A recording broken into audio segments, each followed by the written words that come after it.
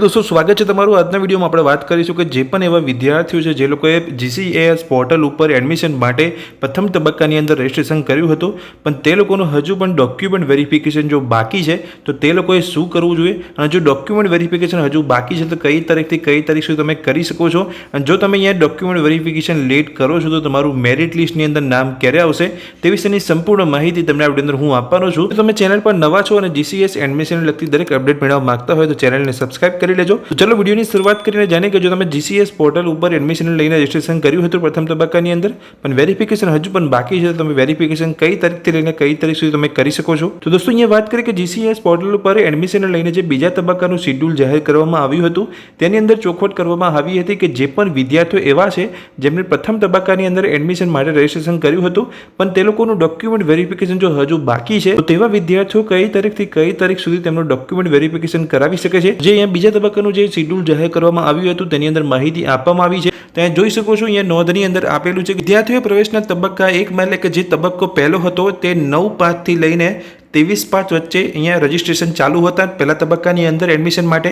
તો જે પણ લોકો અહીંયા ઓનલાઈન અરજી કરી હતી પરંતુ વેરીફાઈ કરાવી નથી કે વેરીફાઈ કરવાની રહી ગઈ છે તો તે વિદ્યાર્થીઓએ 29/5/2025 થી લઈને 16/6/2025 દરમિયાન તેમની ઓનલાઈન અરજી વેરીફાઈ કરાવી શકશે. એટલે જે પણ વિદ્યાર્થીઓએ પ્રથમ તબક્કાની અંદર રજિસ્ટ્રેશન કર્યું હતું પણ તેમના ડોક્યુમેન્ટ વેરિફિકેશન બાકી રહી ગયું હતું તો તે લોકો અહીંયા 29/5/2025 થી લઈને 16/6/2025 દરમિયાન તેમનું જે અહીંયા વેરિફિકેશન જો બાકી હતું તો વેરિફિકેશન કરાવી શકે છે. હવે સવાલ એ થાય છે કે જો તમે અહીંયા 29/5 થી લઈને 16/6/2025 દરમિયાન તમારા ડોક્યુમેન્ટ વેરિફિકેશન કરાવશો તો તમારું નામ મેરિટ લિસ્ટની અંદર ક્યારે આવશે. તો જે પ્રથમ તબક્કાની અંદર જે પણ વિદ્યાર્થીઓ રજિસ્ટ્રેશન કરાવ્યું હતું અને તે લોકોએ પ્રથમ તબક્કાની અંદર જ અહીં વેરિફિકેશન કરાવી લીધું હતું તો પ્રથમ તબક્કાની અંદર ટોટલ અહીંયા 4 મેરિટ જાહેર કરવામાં આવશે. એટલે પ્રવેશ તબક્કાના 4 રાઉન્ડ જાહેર કરવામાં આવશે. તેવા વિદ્યાર્થીઓનું મેરિટ જે પ્રવેશના રાઉન્ડ 4 જાહેર કરવામાં આવશે તે 4 રાઉન્ડની અંદર તે લોકોનું નામ આવી જશે. પરંતુ એવા વિદ્યાર્થીઓ છે જે લોકોએ પ્રથમ તબક્કાની અંદર રજિસ્ટ્રેશન કર્યું હતું પણ ડોક્યુમેન્ટ વેરિફિકેશન 29/5 થી લઈને 16/6 દરમિયાન અહીંયા કરાવે છે. પાંચમો જે પ્રવેશનો રાઉન્ડ જાહેર કરવામાં આવશે તેની અંદર તે લોકોનું નામ આવી શકે છે. તેની અંદર તે લોકોનું મેરિટ જોવા મળી શકે છે, ઓફર લેટર જોવા મળી શકે છે. પ્રવેશ રાઉન્ડ 5 ક્યારે જાહેર કરવામાં આવશે તમે જોઈ શકો છો અહીંયા પ્રવેશ રાઉન્ડ 5 લખેલું છે જે 21/6/2025 થી 23/6/2025 દરમિયાન જાહેર કરવામાં આવશે.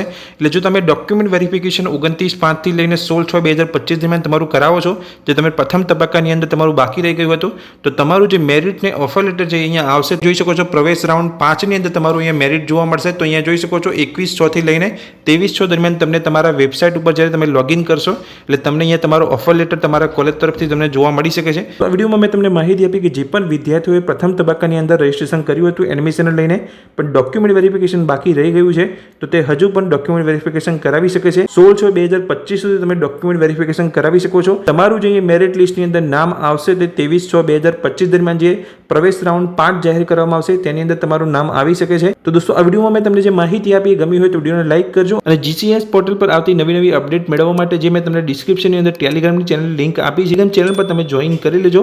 જો ચેનલ પર નવા છો તો ચેનલને સબસ્ક્રાઇબ કરી રાખજો. Thank you.